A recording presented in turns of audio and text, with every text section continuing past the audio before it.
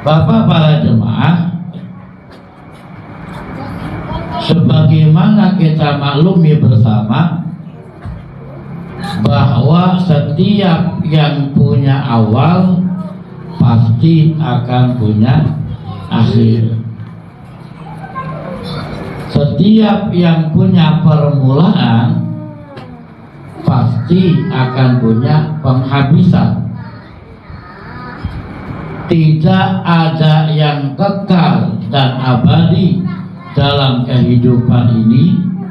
Semuanya akan berubah dan berganti karena pergeseran zaman dan pertukaran waktu. Ada kalanya manusia dilahirkan, pun ada kalanya manusia akan meninggalkan alam dunia ini. Cepat atau lambat kita akan bertemu dengan kematian, sebab kullu nafsin dha'iqatul maut. Setiap yang bernyawa pasti akan bertemu dengan kematian. Bapak para jemaah, jadi kehidupan itu laksana matahari yang terbit dari ufuk timur. Yang cepat atau lambat matahari akan tenggelam di ufuk barat. Kehidupan itu laksana air yang mengalir.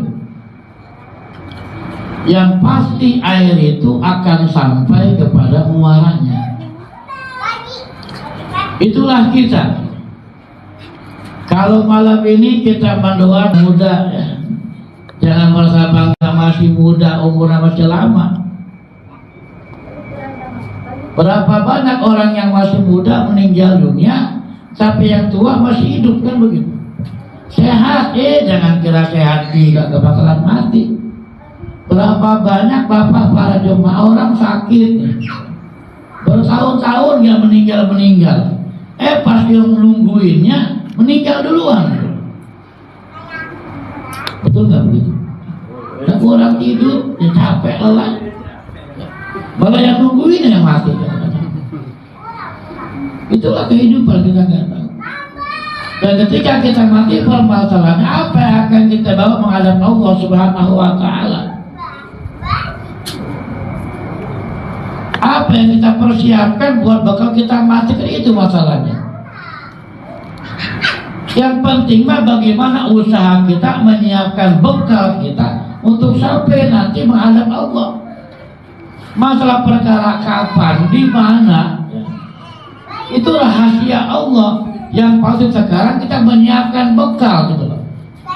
Sebab ya dalam kitab Nasrul Ibad, manda olal qabra bila jadid paka'anna marokibal bahra bila sabinatin. Barang siapa yang masuk kubur bila jadin tanpa membawa bekal, masuk kubur tanpa bawa bekal, paka'anna marokibal bahra bila sabinatin, maka seolah-olah dia laksana menyeberangi lautan bila sabinatin tanpa menggunakan perahu. Siapa yang kuat di antara kalian nyebrang lautan pakai berenang? Kita bukan ikan. Pakai perahu aja kadang-kadang ya kena badai topan, tenggelam perahunya. Kena ombak. Ini nyebrang lautan tanpa menggunakan perahu, belangsak artinya gitu loh. Menderita pastinya. Buat siapa? Yang mandakhalal qabra bila syadid, masuk kubur tanpa membawa bekal. Makanya Quran ngajar kita pakai jawadu fa inna khaira jadi taqwa. Berbekalah kamu, kata Allah, fa inna khaira jadi taqwa, dan sebaik-baiknya bekal adalah takwa. Ini kita teh gitu ya. Kita teh. Ini boleh pakai teh ini. Boleh. Kayak susu.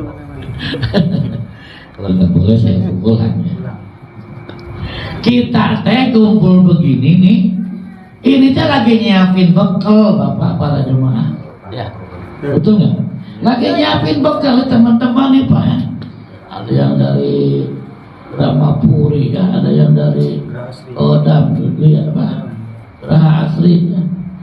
Datang kita keliling ya nyiapin bekal gitu. Bekal apa? Bekal buat kita nanti setelah meninggal dunia, ada kehidupan setelah kematian gitu. Saat itu perlu bekal. Kedua, agar apa? Agar dosa-dosa kita diampuni, karena kita orang yang banyak dosa. Kok siapa saja dengan datang niat ngaji, ya. Berulang saya pernah sampaikan, manin taqala liyata'allamal ilma gufiro lahu qabla ayah tua.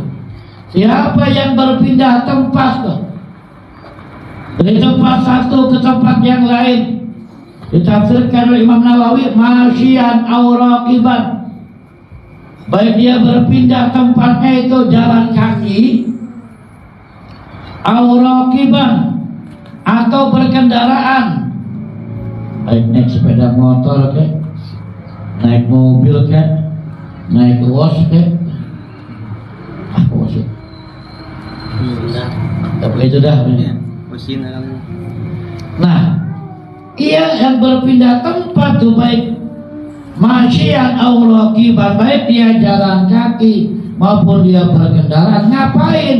Liyata'allamal ilma, maksudnya buat nuntut ilmu, maksudnya buat ngaji, maksudnya buat belajar agar paham tentang agama Islam, agar paham tentang agama, agar ngerti halal, ngerti haram, ngerti hak, ngerti batil, ngerti bagaimana yang membatalkan sholat, ngerti bagaimana yang membatalkan wudhu, ngerti bagaimana istinja yang benar, ngerti bagaimana mandi janabat yang benar, ngerti bagaimana akhlak majmumah, akhlak yang lainnya, ya. Kita belajar juga bagaimana tasawufnya. Nah, kita niat belajar agar paham agama Islam, kita pindah tempat, maka yang demikian itu kata beliau Rasul, ghufirallahu qabla ayyah tua, diampuni dosa-dosanya sebelum kakinya melangkah. Ya Allah, amin ya robbal alamin. Karenanya, nah gitu, karenanya dengan sebab berkahnya kita niat ngaji malam ini, ya. Yang mana dijelaskan tadi dosa-dosanya diampuni sebelum kakinya melangkah. Semoga niat pahala ngaji kita ini pun Allah sampaikan untuk almarhum Bapak Subagio Jenderal Tarwiyoso bin Bapak Slamet Sasorejo. Semoga pun dosa-dosanya diampuni oleh Allah Subhanahu wa Ta'ala. Amin. Amin ya robbal. Amin ya robbal. Amin. Jadi kita nih ngaji ngumpulin bekal buat masuk kubur. Mati bukan akhir daripada segalanya. Mati merupakan gerbang untuk menuju kehidupan berikutnya. Makanya dari riwayat Sayyidina Utsman bin Affan, kalau dia jarak kubur tuh air matanya meleleh, nangis tertegukan kalau dia jarak kubur. Ditanya oleh para sahabatnya, ya Sayyidina Utsman, ketika Nabi bercerita tentang neraka, kau tidak meneteskan air mata. Ketika Nabi bercerita tentang dahsyatnya siksaan, kau tidak meneteskan air mata, kau tidak menangis. Mengapa ketika berbicara masalah kubur, ketika kau ziarah kubur, kau menangis? Ada apa ini? Apa kata Sayyidina Utsman? Kalau seandainya saya masuk surga, alhamdulillah. Tapi kalau seandainya saya masuk neraka, di neraka saya nggak sendirian. Di neraka pasti banyak temannya. Tapi ketika saya ada di dalam kubur, saya sendirian gitu. Enggak ada kawan, enggak ada teman. gelap. Coba bayangin gimana enggak gelap ketika ada orang dipotong jenazahnya, dibawa ke pemakaman, dibuka keranda jenazah, diambil cuma juga dibungkus dengan kain kafan, dimasukkan ke dalam liang lahat, bismillah wa ala millati rasulillah, dibuka tali pocongnya, dihadapkan ke kiblat. Selesai enggak, masih ditindih dengan papan. Ya, ada yang pakai kayu balok, ada yang pakai bambu. Kalau orang kampung saya bilangnya ketep namanya. Ya, betul ya. Biasa orang Jawa apa bahasanya itu. Orang saya di sini bilang ketep itu, ya ketep. Papan buat nutup mayit, jadi begitu. Selesai enggak, masih ditimbun lagi dengan tanah. Nggak ada lampu, nggak ada apa, sendirian gelap. Di situ sudah mama nangis. Di dalam kubur sendirian, nggak ada siapa-siapa. Katanya bapak para jemaah, orang kalau ada dalam kubur itu yang diharapkan doa dari kita yang masih hidup. Bal baitul fi qabri ila kalgorikil mutagawis. Orang di dalam kubur itu laksana orang yang tenggelam gitu loh. Mayit dalam kubur itu laksana orang yang tenggelam, yang minta pertolongan dari orang keluarganya yang masih hidup. Apa yang dibutuhkan? Doa dari kita. Kirimin bacaan hadiah Fatihah, jadi bacaan Quran, didoakan dan seterusnya. Itu yang dibutuhkan.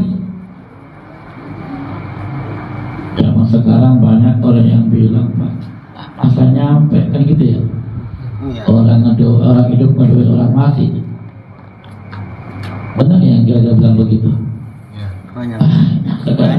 Ya, nggak nyampe. Udah Pak, kalau kita ketemu orang begitu, ya jangan pakai bawa dalil Pak.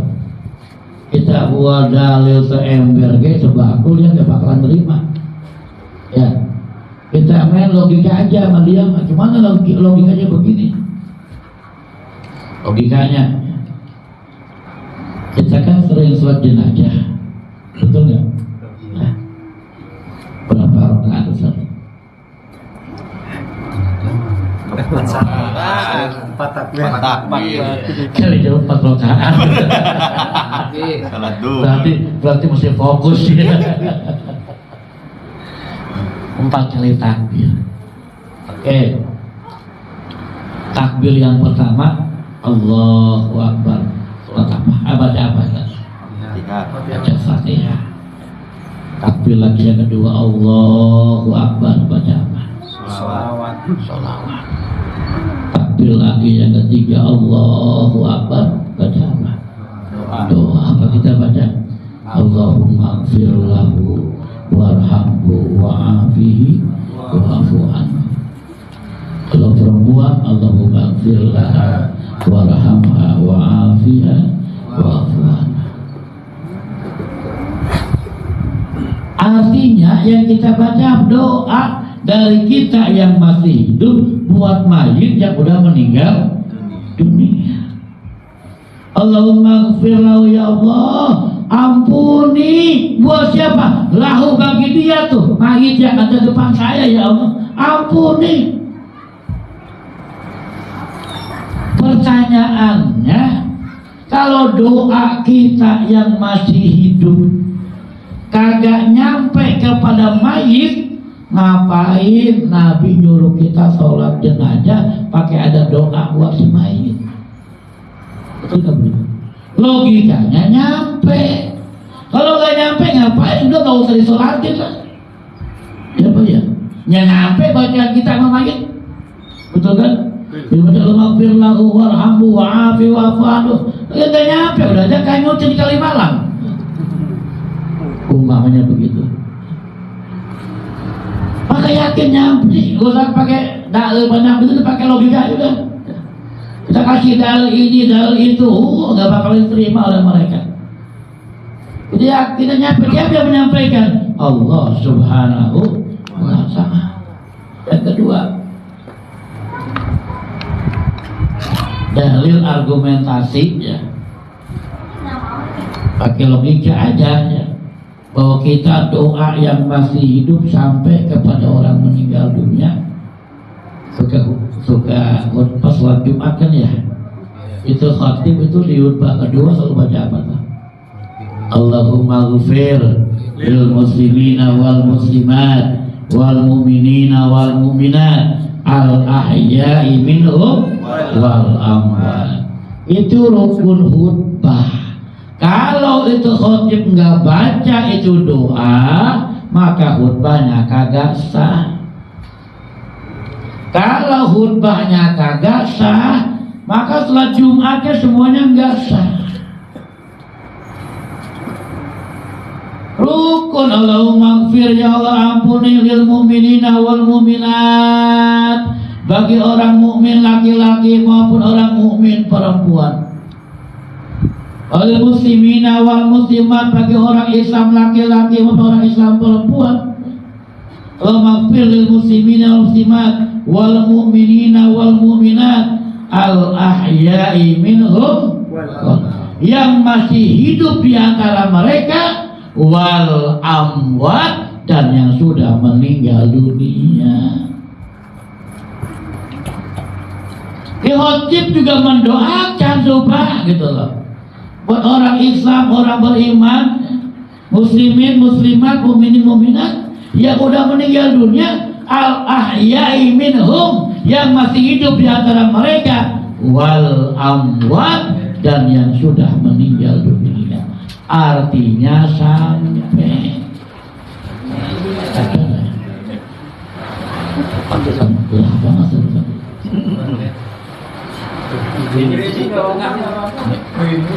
ya, nggak apa, cuma beli bis ya. Belum beli bis, saya ngopi dulu boleh kan? Ya silakan. Silakan. Kalau nggak boleh pulang. Itu kan kata-kata saya nggak ada ambil. Minjem 100. Buat beli rudal. 100 dulu. Ya Allah, alhamdulillah.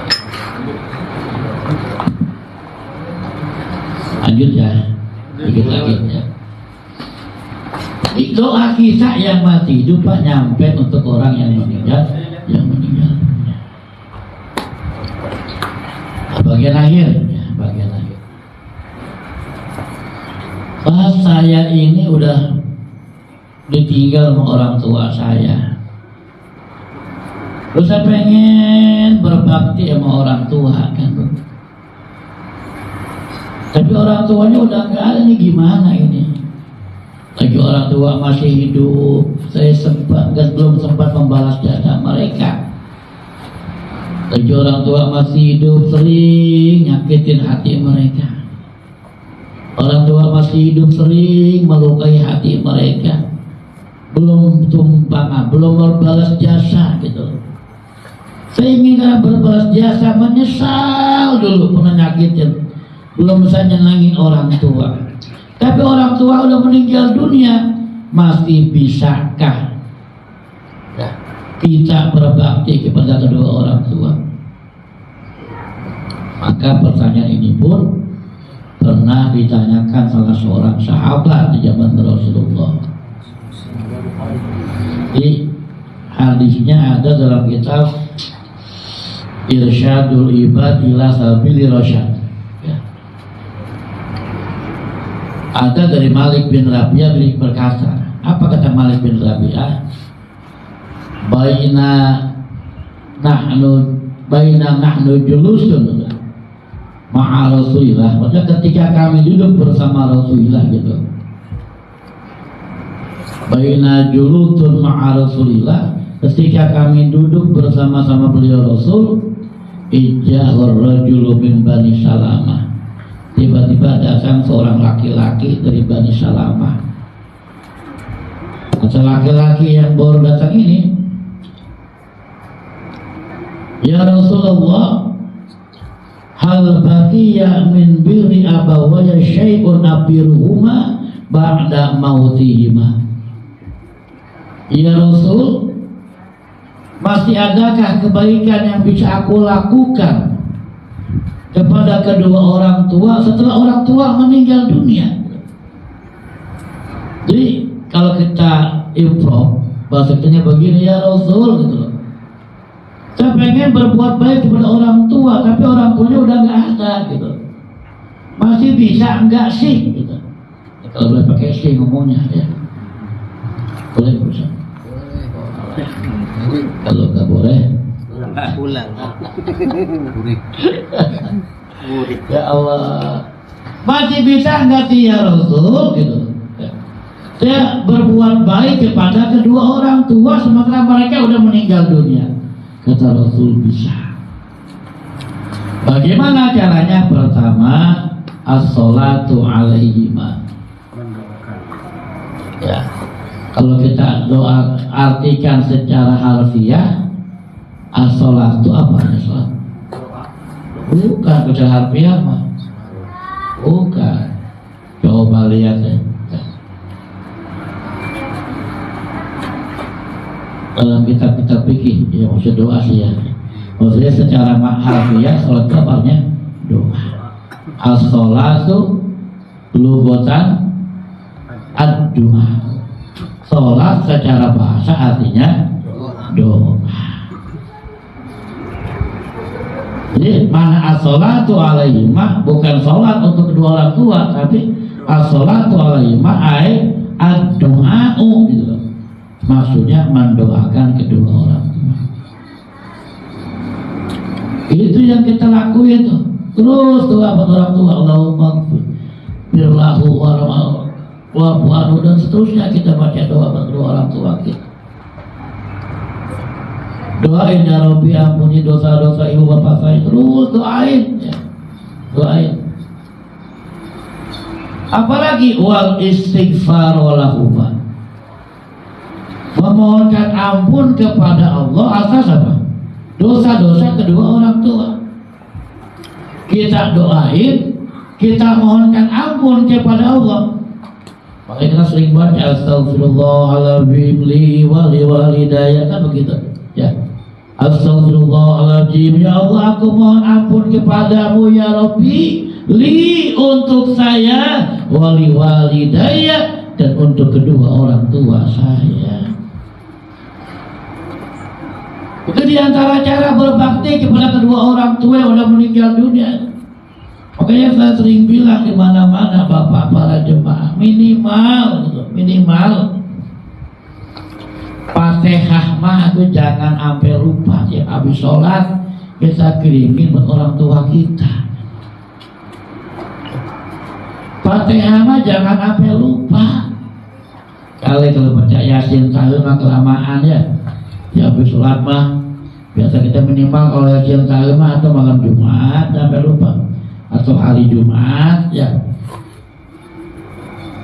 Kalau baca Al-Kahfi monggo Al-Kahfi memang ada hadisnya ya. Bukan berarti Yasin gak boleh malam Jumat. Kadang-kadang kita begitu sih. Orang baca Yasin malam Jumat disalah-salahin. Yang nyalain baca Al-Kahfi kagak, Yasin kagak. Bisa berlihat.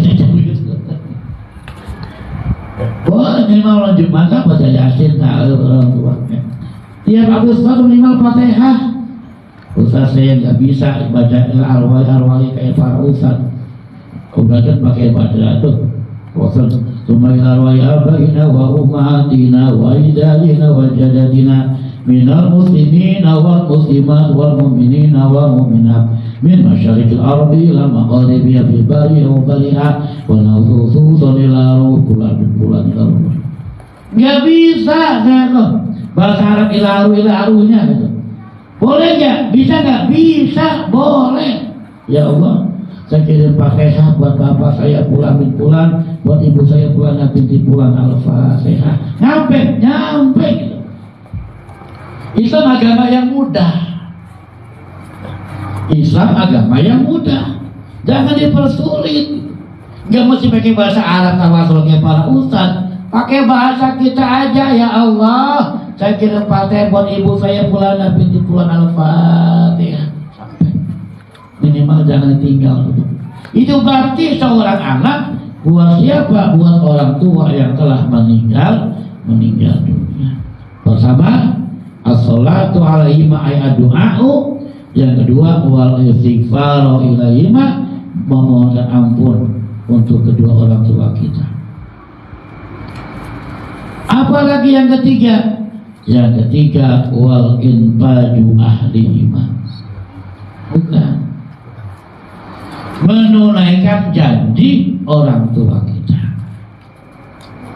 Orang tua kita lagi masih hidup punya janji apa nih? Sampai udah meninggal dunia janjinya belum ketepatin gitu loh. Sebagai anak yang baik maka dia tunaikan janji orang tuanya gitu. Itu bagian anak berbakti kepada orang tua yang telah meninggal dunia. Contoh. Kalau orang sini dulu ya, apa namanya tuh banyak punya Leo kan, contoh nih ya, kacang Leo udah habis ya, itu tempat bikin batu bata ya. Umpama gini, kalau dia bicara sama bujang Leo nya, pembantu di Leo nya itu, karyawannya lah kalau katanya. Ini kalau tanah ini kegusur sama Jababeka, begitu ya. Lu nanti gua berangkatin umroh, kata siapa tuh? Kata yang punya tanah sama karyawannya. Kalau ini tanah kegusur sama Jababeka nih, lu gua berangkatin umroh. Belum sampai gusuran, ya baru hawar-hawarnya doang gusuran, tapi belum kejadian. Itu orang udah meninggal dunia. Belum sempat dia menunaikan amanatnya, menunaikan janjinya. Nah, anak yang berbakti dia tunaikan janji bapaknya tuh, berangkatin tuh pas terjadi gusuran setelah bapaknya meninggal dunia, itu janji bapaknya mengumrohin karyawannya, laksanakan umrohin sama anaknya. Paham gak? Ini kalau anaknya berbakti, Pak. Kalau anaknya anak sabar ledek ya begitu. Enak aja pengen umrohin lo. Yang janji kan bapak gua bukan gua. Paham gak? Soalnya kalau minta ke kuburan, payah juga nih orang ini ya. Tapi kalau anak berbakti, dia akan tunaikan janji orang tuanya, diumrohkan tuh. Karena emang gusurannya terlaksana. Wal infadu ahli, menunaikan janji-janjinya. Yang keempat, baru as-silaturahmi ila man alladzi la tasilu ilaiha. Bersilaturahmi kepada siapa? Kepada orang yang dengan sebab orang tua kita bersambung kerabat kepadanya. Dengan sebab orang tua kita manggilnya nih uwak, om, tante, pak, leng, bule, dan seterusnya. Maka bersilaturahmi kepada mereka sama kita menghormati, berbakti kepada orang tua kita yang telah meninggal dunia. Kalau bahasa orang Betawinya, supaya enggak kematian obor, ya, supaya nyambung terus silaturahminya. Yang terakhir, singkat saja udah malam.